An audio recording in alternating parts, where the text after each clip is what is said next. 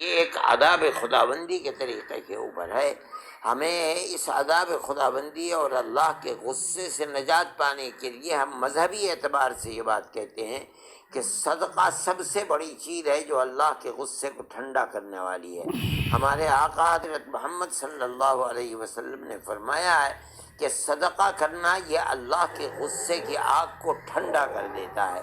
اس لیے میں کہتا ہوں کہ جن لوگوں کو اللہ نے کھانے پینے کی سویدھا دی ہے ان کو یہ چاہیے کہ وہ اپنے دائیں بائیں لوگوں کو دیکھیں، چاہے وہ ہندو ہوں چاہے وہ مسلمان ہیں. اگر غریب لوگ ہیں تو ان کی مدد، جتنی بھی اللہ نے کسی کو دیا ہے، جتنی بھی اس کے اندر طاقت ہے، وہ دوسرے کی مدد کرنی چاہیے اور اس کے اندر دریغ نہ کرنا چاہیے.